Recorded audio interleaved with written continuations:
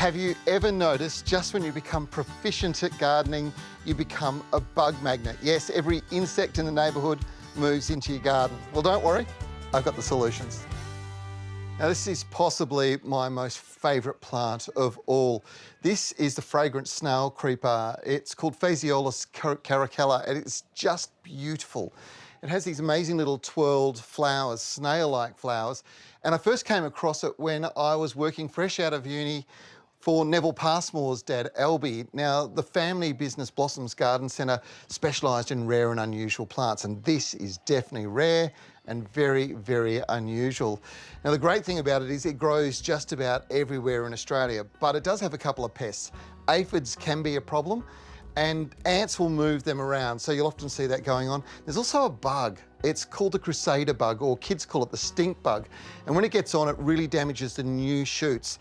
Now, as you go into autumn, this plant goes into flower, so the last thing you want is them doing any damage. So spraying them and getting some real treatment over the outside, keeping those pest populations down, is very important. Some of us hate using chemicals, which is why pyrethrum is so good. Now, this natural bug spray controls a wide range of pests, and it's derived from a daisy that developed a chemical with insecticidal properties in it. And this stopped it being attacked by bugs just like the crusader bug and aphids.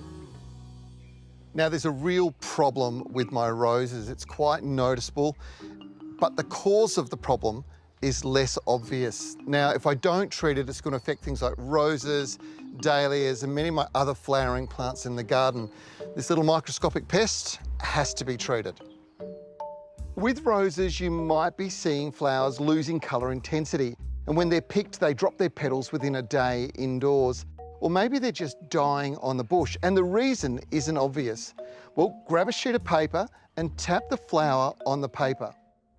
Now, if you're seeing these little critters running off to the edge of the paper, you know that you've got thrips, and thrips can do an enormous amount of damage to new growth and flowers. So you have to treat it. Now, there are some options out there, and this is probably one of the best.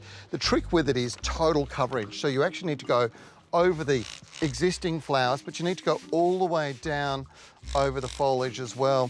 Because they're microscopic and they're in the trillions in your garden, you have to make sure you get a total covering, or alternatively, use a systemic insecticide.